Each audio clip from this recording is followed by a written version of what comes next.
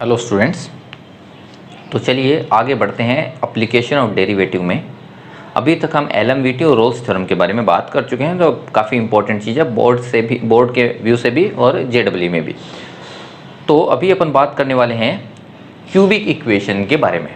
ठीक है, तो क्यूबिक इक्वेशन क्या होती है इसके बारे में थोड़ा सा मैं आपको बता देता हूँ। ठीक है, तो आपने डिफ्रेंशिएशन से उसका कैसे लेना देना है ये भी आपको बताएंगे। तो अगर मैं आपसे पूछूं कि F x is equals to A x cube plus B x square plus C x plus D where A not equals to 0, तो ये जो इक्वेशन आपको दिख रही है वो एक क्यूबिक इक्वेशन है, ये आप जानते हो।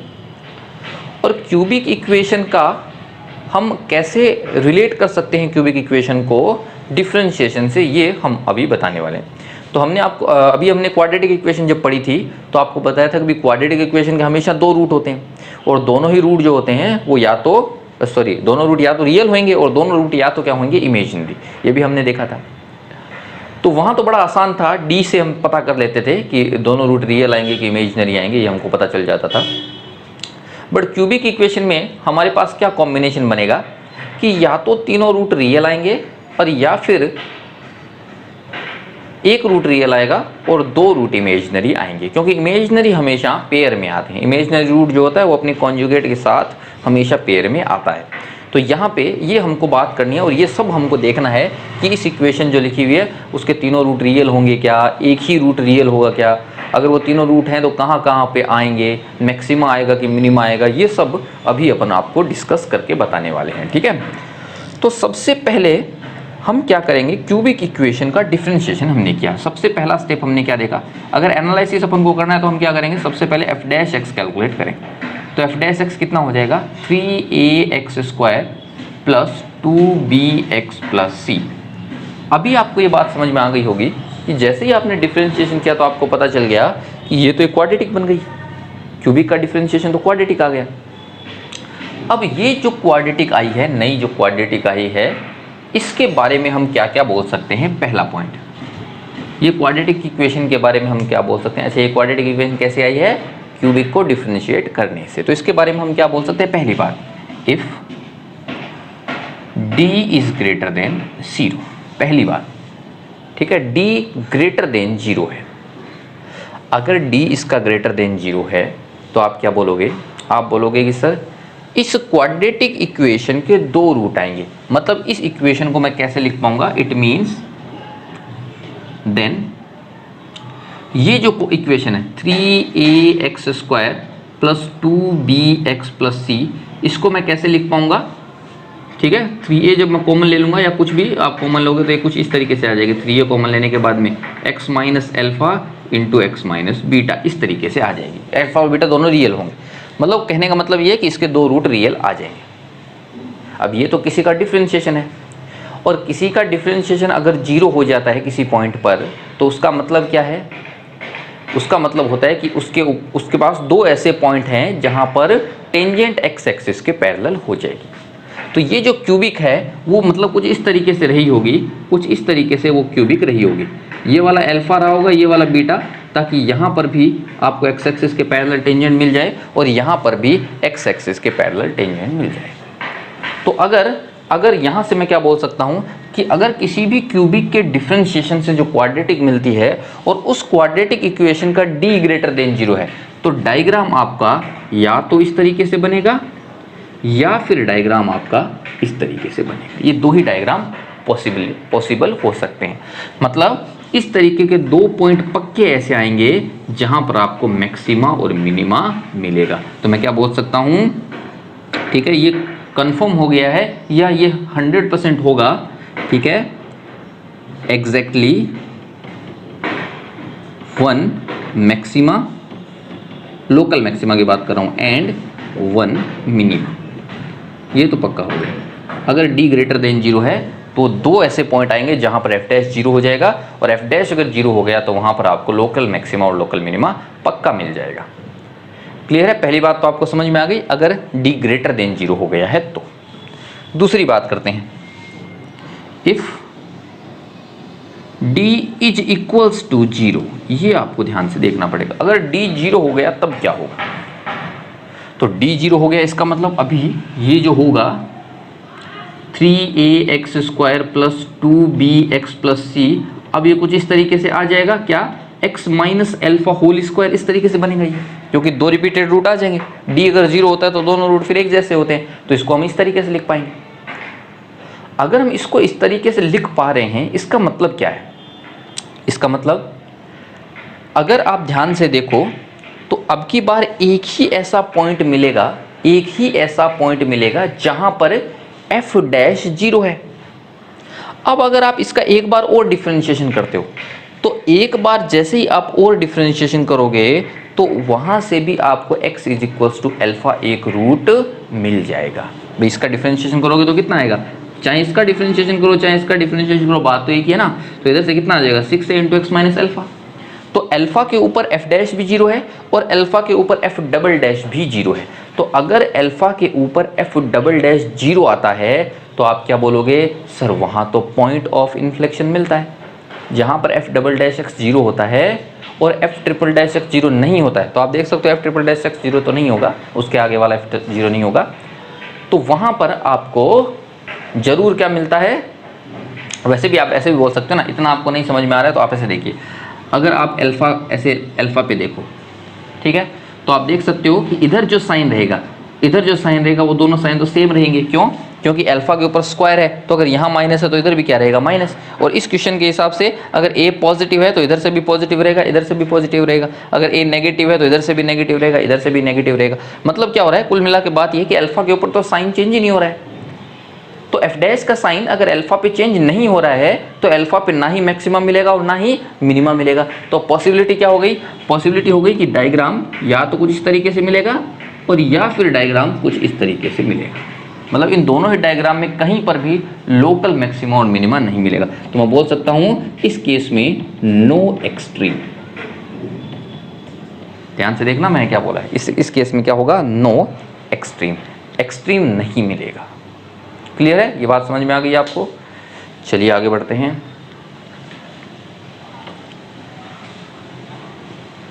थर्ड चीज,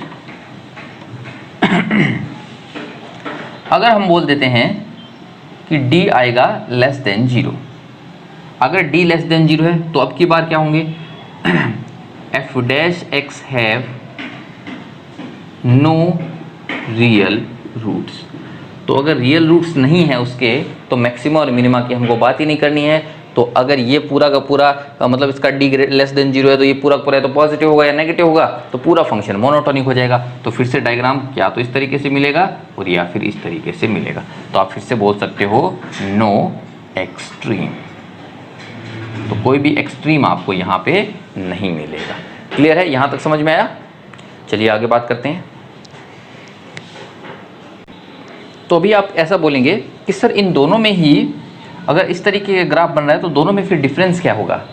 ठीक है, दोनों में क्या डिफरेंस होगा ये भी अपन आपको बता रहे हैं। ठीक है, कौन से दोनों में, कि d इज इक्वल टू 0 हो गया और d लेस देन 0 हो गया, तो फिर दोनों में डिफरेंस क्या होगा ये आपको ध्यान से देखना है। ठीक है, दोनों में डिफरेंस इस बात का होगा कि एक कर्व कुछ इस तरीके से मिलेगा, इस तरीके से मिलेगा, मतलब ये वाला जो पॉइंट है, ये वाला जो पॉइंट है वहाँ पर आपकी टेंजेंट, मतलब एफ डैश तो यहाँ पे 0 हो रहा है ना, एफ डैश अगर 0 हो रहा है तो यहाँ पे आपकी टेंजेंट जो है एक्स एक्सिस के पैरेलल जरूर मिलेगी। ठीक है, एक्स एक्सिस के पैरेलल टेंजेंट यहाँ पे मिलेगी। लेकिन जब d आपका, ये तो जब है d इज इक्वल्स टू 0 है, और d जब लेस देन 0 होगा तो ये डायग्राम कुछ इस तरीके से बनेगा। यहाँ पे फिर टेंजेंट एक्स एक्सिस के पैरेलल नहीं बनेगी। तो ये वाला जो पॉइंट होगा वो रिपीटेड रूट वाला पॉइंट होगा, 3 रिपीटेड रूट वाला। ठीक है ना, और ये वाले में ऐसा कोई टेंजेंट नहीं आएगी, एक्स एक्सिस के पैरेलल टेंजेंट नहीं आएगी। टेंजेंट तो यहाँ पे आ सकती है बट एक्स एक्सिस के पैरेलल वो नहीं होगी। और इसमें क्या होगा, एक्स एक्सिस के पैरेलल वो टेंजेंट है। क्यों, क्योंकि आप देख सकते हो कि अल्फा के ऊपर एफ डैश 0 है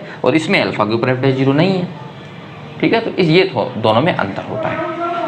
अच्छा, इससे अपन को क्या हेल्प मिली ये अभी अपन बात करने वाले हैं। तो अगर मैं रूट्स की बात करूं, कोई भी इक्वेशन के रूट्स की बात करूं, तो आप क्या बोलोगे, सर कोई फंक्शन एक्स एक्सिस को जितनी बार कट करेगा उतने ही उसके रूट आ जाएंगे। तो यहां तक अभी तक हमने 2 बातें पढ़ी हैं कि क्यूबिक इक्वेशन का ग्राफ या तो इस तरीके से लूप वाला ग्राफ बनेगा जिसमें 2 लूप होंगे इसे, और या फिर इस तरीके से सीधा ग्राफ बनेगा। ये बात समझ में आ गई आपको? ये दो टाइप के ग्राफ बन सकते हैं क्यूबिक इक्वेशन के। अच्छा, इसी का उल्टा भी बन सकता है कि ऊपर से ऐसे आए और इस तरीके से नीचे, और ऊपर से ऐसे आके इस तरीके से नीचे, ऐसा भी बन सकता है। ठीक है, तो ये इस टाइप के ग्राफ क्यूबिक के बनते हैं। तो ऐसे ग्राफ रूट में कैसे हेल्प करेंगे, ये अभी अपन पढ़ने वाले हैं। तो सबसे पहले मैंने देखा कि ए का क्या काम होगा। तो ये एफ डैश की, अच्छा एफ डैश लिख रहे हैं, चलिए एफ डैश के ही बारे में बात कर लेते हैं। तो अगर मैं आपसे पूछूं कि एफ डैश एक्स की जो ये क्वाड्रेटिक इक्वेशन आई है, और उस क्वाड्रेटिक इक्वेशन का डी अगर लेस देन 0 है, तो अगर डी लेस देन 0 है तो हमको पता चल गया कि उसका कोई भी, मतलब इस इक्वेशन का कोई रियल रूट नहीं आएगा, इस इक्वेशन का कोई रियल रूट नहीं आएगा, मतलब नो एक्सट्रीम।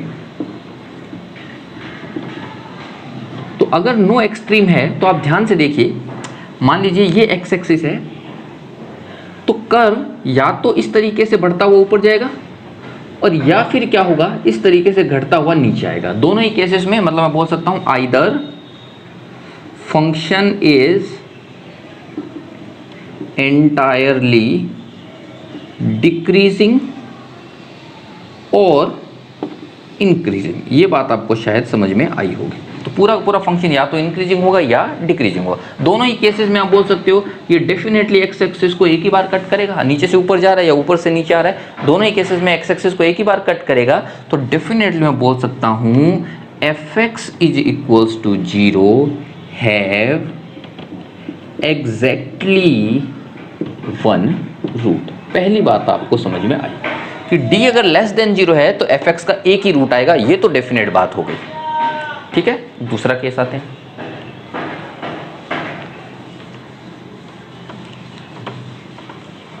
दूसरा केस, अगर d हो जाए इज इक्वल टू 0, तो d अगर इज इक्वल टू 0 हो गया तो हमको, आपको कर्व मैंने बता दिया है कौन सा वाला कर्व बनेगा। इस तरीके से कर्व जाता है, एक उसकी यहाँ पे टेंजेंट आती है एक्स एक्सिस के पैरेलल, और फिर ऐसे ऊपर चला जाता है। और दूसरा वाला कर्व इसी का उल्टा, ऊपर से आने वाला। मान लीजिए कर्व ऐसे ऊपर से आ रहा था और इस तरीके से ऐसे इस तरीके से नीचे चला गया, यहाँ पे उसकी एक्स एक्सिस के पैरेलल टेंजेंट आ जाएगी, एक्स एक्सिस के पैरेलल टेंजेंट आएगी। ये वाला वो कौन सा पॉइंट है जहाँ पर d इज इक्वल टू 0 हो रहा है, अल्फा अल्फा जो रिपीटेड रूट मिल रहा है। ठीक है, ठीक है। अब मैं बात कर रहा हूँ कि इस इक्वेशन के रूट क्या होंगे, इसके बारे में बात कर रहा हूँ। तो अब मैंने देखा कि एक्स एक्सिस कहाँ से पास कर रही है। अगर एक्स एक्सिस यहाँ से पास कर रही है तो आप क्या बोलोगे, ठीक है, एग्जैक्ट आइदर 1 रूट। ठीक है, मतलब इस किसकी बात कर रहा हूँ, पूरी बात लिखते हैं चलिए। F x is equals to 0 have either 1 root. ठीक है, तो या तो क्या होगा, F x is equal to 0 का एक रूट आएगा। कब होएगा एक रूट, एक्स एक्सिस यहाँ से चली जाए, यहाँ से चली जाए, यहाँ से चली जाए, यहाँ से चली जाए। या फिर अगर एक्स एक्सिस यहाँ से चली जाए, खुद एक्स एक्सिस ही यहाँ से चली जाए, तो आप क्या बोलोगे, क्योंकि ये तो ऐसे टच करने वाली टेंजेंट है, और टच करने वाली टेंजेंट कट करने वाली टेंजेंट है। तो कट करने वाली टेंजेंट के बारे में मैंने बताया कि वहाँ पे तो रिपीटेड रूट आते हैं, और रिपीटेड रूट कितने आते हैं, odd number of repeated root. ये टेंजेंट नॉर्मल में हमने बात करी थी। तो अगर odd number of repeated root यहाँ पे आते हैं तो डेफिनेटली यहाँ पे कितने रूट आएंगे, 3, क्योंकि 3 से ज़्यादा क्यूबिक इक्वेशन के तो रूट हो नहीं सकते। तो या फिर मैं क्या बोलूँगा, आइदर 1 रूट और 3 रिपीटेड रूट्स। तो या तो एक रूट आएगा या फिर 3 रिपीटेड रूट आएंगे, डिपेंड्स ऑन कर्व। तो कर्व पे वो डिपेंड करेगा कि एक्स एक्सिस ऐसे नीचे से या ऊपर से कट कर रही है तो एक रूट आएगा एग्जैक्टली। और अगर यहाँ से एक्स एक्सिस कट करी, वो जो पॉइंट ऑफ इन्फ्लेक्शन जिसको बोलते हैं, वहीं से अगर एक्स एक्सिस पास कर गई तो वहाँ पर डेफिनेटली 3 रिपीटेड रूट आपको मिल जाएंगे। तो ये मैंने d इज इक्वल टू 0 के बारे में बात करी। ठीक है, अब मैं बात करने वाला हूँ d ग्रेटर देन 0 के बारे में। तो अगर d ग्रेटर देन 0 है तो d ग्रेटर देन 0 तो हमको पता चलेगा लूप वाला डायग्राम बनेगा। ठीक है, अब लूप वाला डायग्राम क्या क्या हो सकता है ये देखिए ध्यान से। तो लूप वाला डायग्राम पूरा मैं सब कुछ बना रहा हूँ। तो पहली बात तुम लिख देता हूँ, d अगर ग्रेटर देन 0 है देन, ठीक है, F dash X is equals to 0 have two distinct root. मतलब क्या होगा, fx is equals to 0 have exactly 1 maxima and 1 local minima. एक लोकल मैक्सिमा होगा और एक लोकल मिनिमा होगा। ये तो बात समझ में आ गई, ठीक है। अब मैं fx के रूट के बारे में बात कर रहा हूं, तो कैसे होगा देखिए ध्यान से। मान लीजिए कर्व इस तरीके से चला गया, मान लीजिए कर्व इस तरीके से चला गया, ठीक है। और ये जो f डैश है, इसको इस केस में मैंने क्या लिखा था, f डैश x जो है उसको मैंने कैसे लिखा था, a into x minus alpha into x minus beta. इस तरीके से मान लीजिए मैंने लिख दिया है 3a into x minus alpha into x minus beta. मतलब ये वाला पॉइंट है एल्फा और ये वाला पॉइंट क्या है, बीटा। मान लीजिए एक्स एक्सिस इस तरीके से जा रही है, तो ये आ गया एल्फा, ये आ गया बीटा। दूसरा केस क्या हो सकता है सर, आप बोलो सर एक्स एक्सिस इस तरीके से चली जाए, तो ये आ जाएगा एल्फा, ये आ जाएगा बीटा, ठीक है। अल्फा बीटा रूट वाले नहीं है, एक्स इसके रूट नहीं है अल्फा और बीटा। अल्फा और बीटा क्या है, वो वाले पॉइंट जहां पर एक्स एक्सिस के पैरेलल टेंजेंट आएंगे। तो ये दो हैं, इसमें ये दो हैं, ठीक है। हो सकता है इस तरीके से चले जाए, तो ये वाला अल्फा आएगा और ये वाला बीटा आएगा। देख पा रहे हैं आप लोग, ठीक है। एक डायग्राम और बनाता हूँ। हो सकता है इस तरीके से चले जाएं, ऊपर से कर्व आए और इस तरीके से लूप बना के नीचे चला जाए, तो ये हो जाएगा अल्फा, ये हो जाएगा बीटा, ठीक है। और क्या क्या हो सकता है, इस तरीके से ऊपर से कर्व आएगा, लूप बना के जाएगा एक्स एक्सिस को 3 बार काट के, तो ये आ जाएगा अल्फा, ये आ जाएगा बीटा। तो इस तरीके से बहुत सारे डायग्राम बन सकते हैं, ठीक है। अब इन सारे डायग्राम्स को एनालाइज हम करने वाले हैं। तो आप देखिए ध्यान से, इस वाले डायग्राम में fx का एक ही रूट है, इस वाले डायग्राम में भी fx का एक ही रूट है, और इस वाले डायग्राम में भी fx का एक ही रूट है। एक ऐसा एक डायग्राम और बन सकता है, वो डायग्राम कैसा बन सकता है, इस तरीके से, जब ये अल्फा आ जाए और ये बीटा आ जाए, ठीक है। तो आप क्या बोल रहे हो कि ये जो 4 डायग्राम आपको दिख रहे हैं, इन चारों डायग्राम में ये कर्व एक्स एक्सिस को एक ही बार कट कर रहा है, मतलब fx का एक ही रियल रूट होगा, बाकी दोनों इमेजिनरी रूट आएंगे, ठीक है। अब क्या इन तीनों को, इन चारों को एक साथ में लिख सकता हूँ क्या, देखिए ध्यान से कैसे लिख सकते हैं। अब ध्यान से देखिए, एफ ऑफ एल्फा और एफ ऑफ बीटा, यहाँ पे पॉजिटिव आएगा, एफ ऑफ एल्फा भी पॉजिटिव है, एफ ऑफ बीटा भी पॉजिटिव है। तो यानी मैं पहली बात क्या बोल सकता हूँ कि F of alpha into F of beta, F of alpha into F of beta, ये इस केस में पॉजिटिव है। दोनों को मल्टीप्लाई करेंगे तो पॉजिटिव आएगा। इस केस में बताइए, एफ ऑफ एल्फा की वैल्यू नेगेटिव आएगी, एफ ऑफ बीटा की वैल्यू नेगेटिव आएगी, दोनों को मल्टीप्लाई करेंगे तो answer positive. F of alpha positive, F of beta positive, दोनों को मल्टीप्लाई करेंगे तो answer positive. F of alpha negative, F of beta negative, दोनों को मल्टीप्लाई करेंगे तो आंसर पॉजिटिव। तो इसका मतलब क्या हो गया, पहला केस कि अगर F of alpha into F of beta greater than 0 है, F of alpha into F of beta greater than 0 है, तो पक्की बात है तीनों एक ही रूट आएगा। इस वाले केस में बात कर रहा हूँ, डी तो पहले ग्रेटर देन 0 हो जाए, और डी ग्रेटर देन 0 करने के बाद में जो आंसर आए अल्फा और बीटा, वो अल्फा और बीटा पर मैंने वापस से fx कैलकुलेट कर लिया। अब वापस से जब fx मैंने कैलकुलेट करा, तो f of alpha into F of beta की वैल्यू अगर पॉजिटिव आ गई तो डेफिनेटली एक ही रियल रूट आएगा। ये बात समझ में आ गई आपको, ठीक है, एक रियल रूट आएगा इस केस में। तो मैं क्या लिख सकता हूँ, चलिए यहाँ पे मैं लिख रहा हूँ दोबारा से। पहली चीज, if F of alpha into F of beta is greater than 0, तो मैं बोलूँगा 1 रियल रूट। तो एक ही रियल रूट आएगा। किसकी बात कर रहे हैं, F x is equals to 0, cubic का एक रियल रूट आएगा। तो ये डायग्राम खत्म, ये डायग्राम खत्म, एक रूट आने वाले जितने भी डायग्राम हैं वो सारे खत्म हो गए, ठीक है।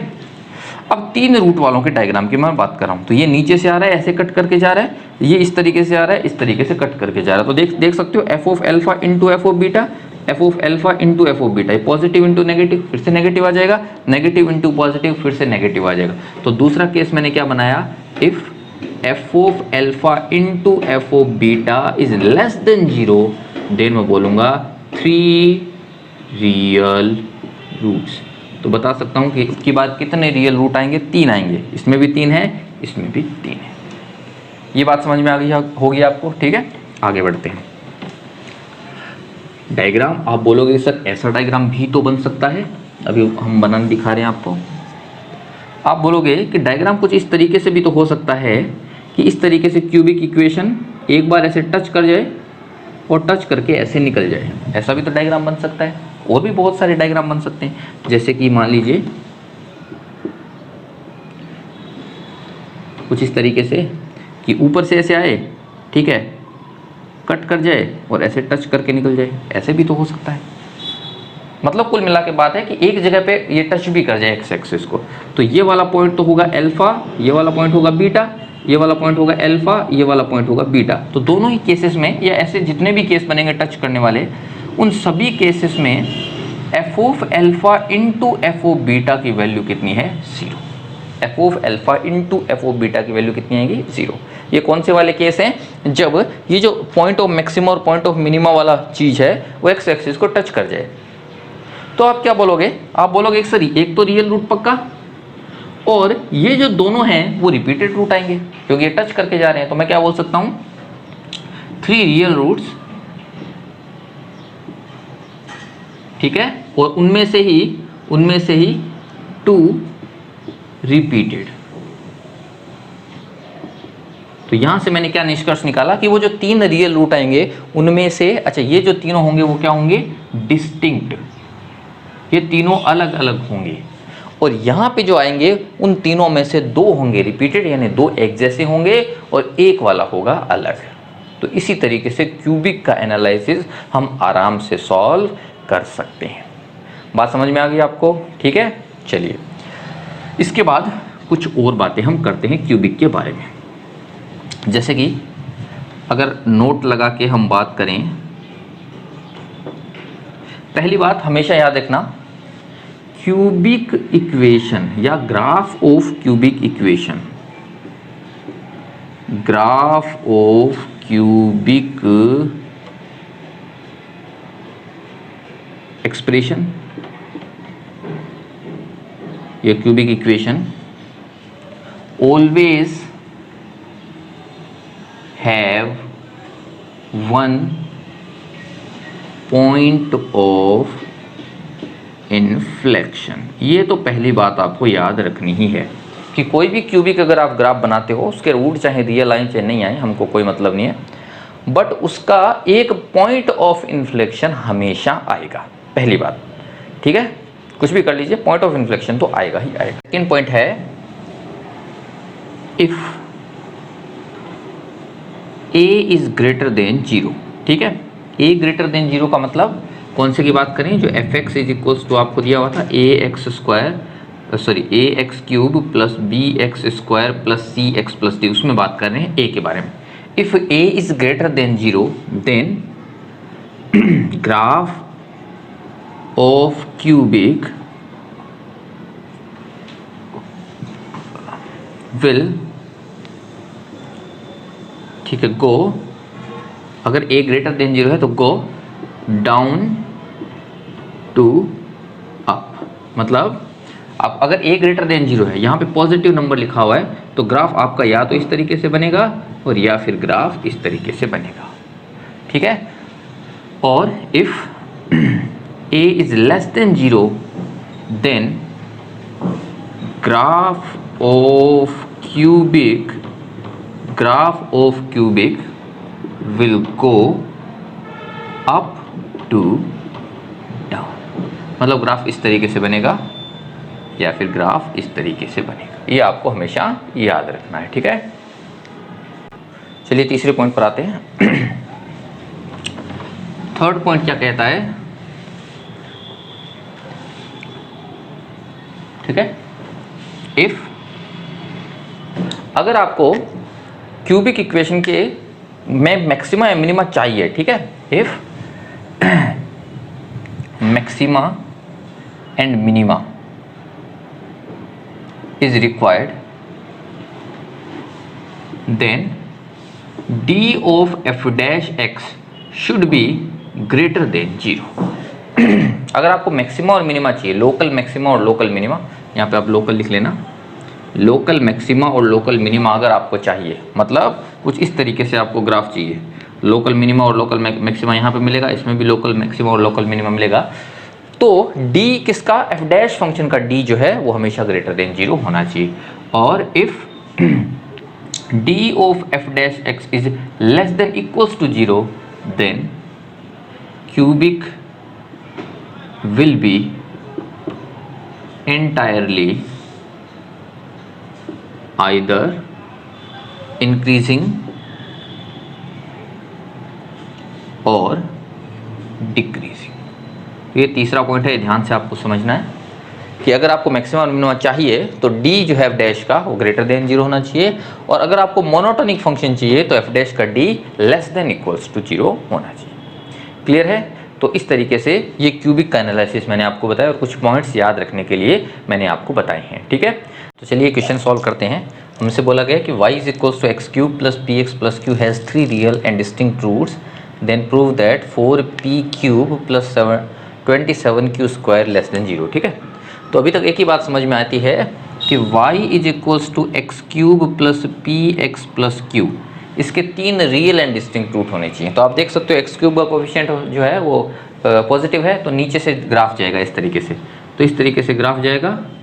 और 3 रियल रूट आपको चाहिए, तो आप बोल सकते हो अल्फा और बीटा की अगर मैं बात करूं तो F of alpha into F of beta less than 0 होना चाहिए। तो थोड़ी देर पहले आपको समझाया है कि F of alpha into F of beta less than 0 होता है, तो हमेशा ही 3 रियल रूट आपको मिलते हैं डिस्टिंक्ट। ठीक है, अब अल्फा और बीटा क्या होते हैं? अल्फा और बीटा होते हैं इसके डिफरेंशिएशन के रूट। तो अगर इनका डिफरेंशिएशन मैं करूं तो वो आ जाएगा वाई डैश आ जाएगा 3x स्क्वायर प्लस पी, यानी 3x square plus P is equals to 0। इसके रूट हैं अल्फा और बीटा। ठीक है, तो यहाँ से ऐसा मैं बोल सकता हूँ कि अल्फा स्क्वायर और बीटा स्क्वायर दोनों का ही वैल्यू होएगा -p/3।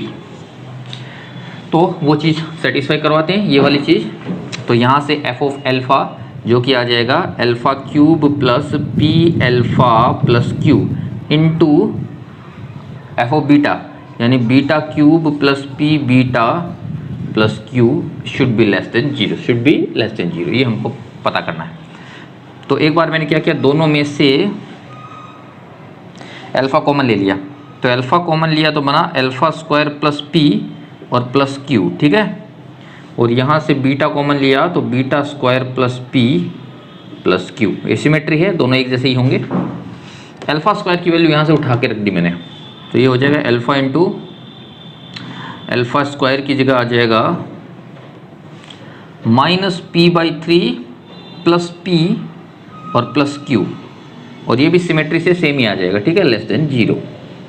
कैलकुलेशन कर लेते हैं, तो ये आ जाएगा माइनस कितना 2p/, तो 2p अल्फा बाई 3 और प्लस क्यू, सही है, -3। ठीक है, 2p अल्फा बाई 3, और ये भी कितना आ जाएगा 2p beta by 3 plus Q less than 0। दोनों को मल्टीप्लाई कर देते हैं, तो ये आ गया 4p square upon 9, 4p square upon 9 into alpha beta. ठीक है, और प्लस में आ जाएगा यहाँ से 2p/3 कॉमन और q कॉमन, तो अल्फा प्लस बीटा, और प्लस में आ जाएगा q square is less than 0।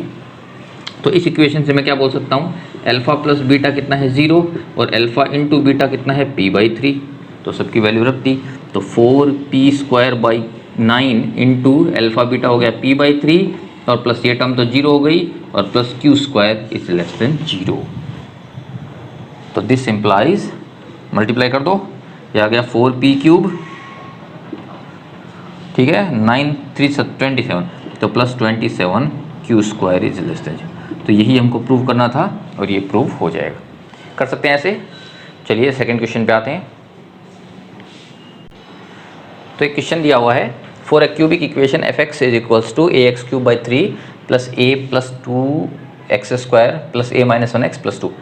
तो आपको a की वैल्यू बतानी है if F x have positive point of local maxima.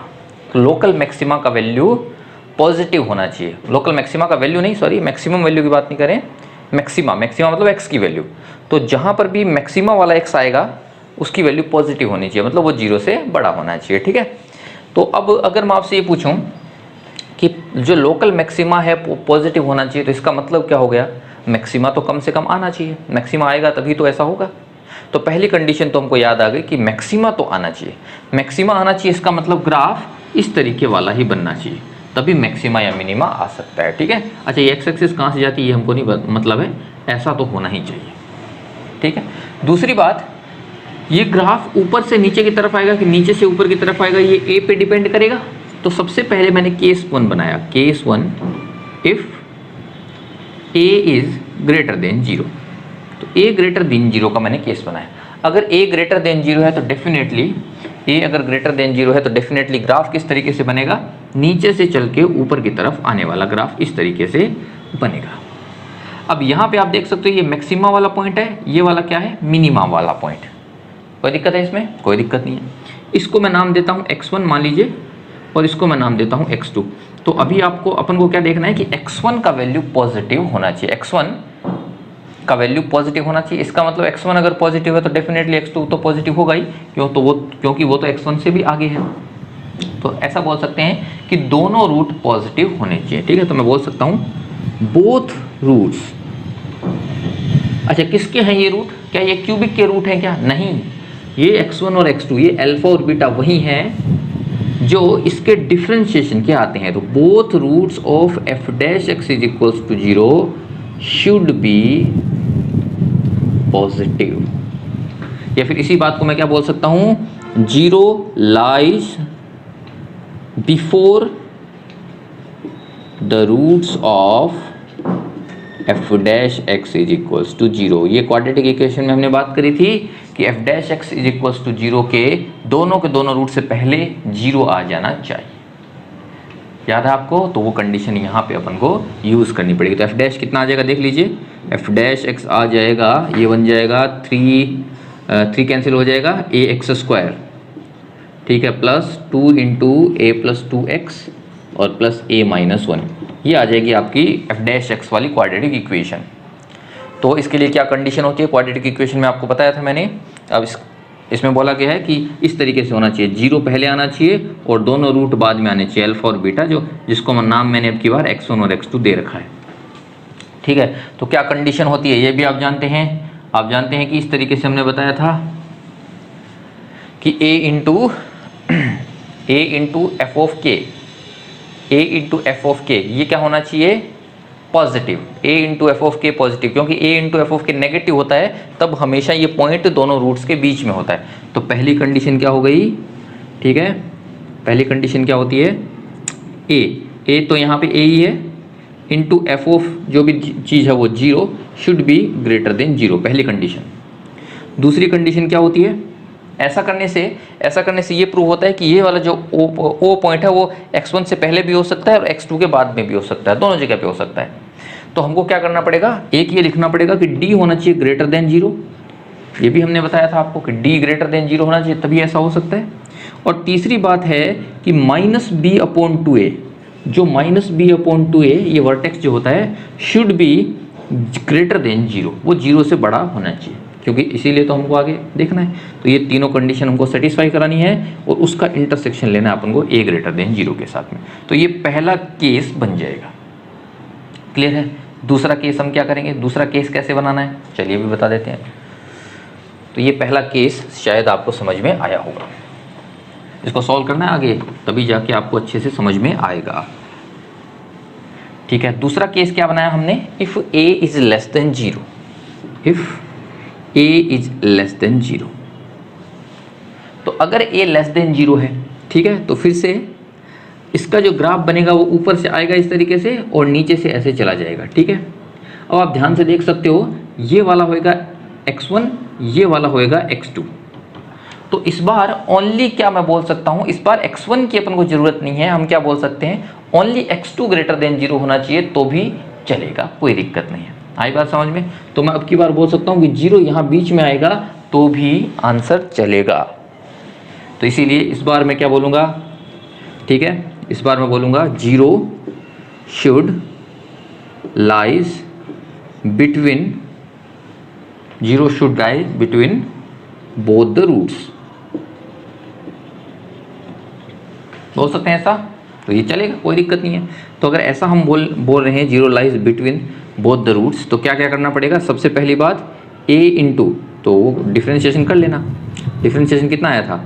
वो आया था F dash X is equals to A X square plus 2 into A plus 2x plus A minus 1। ठीक है, तो ये डिफ्रेंशिएशन आ गया था। तो हमने क्या देखा था? एक तो होना चाहिए a into F of zero, ये लेस देन जीरो होना चाहिए पहली बात। ऐसा करेंगे तो रूट्स के बीच में ये o आ जाएगा। अच्छा, इसके अलावा कोई कंडीशन लगानी पड़ती है? कोई कंडीशन नहीं लगानी है, ये आप इतना काम कर सकते हो।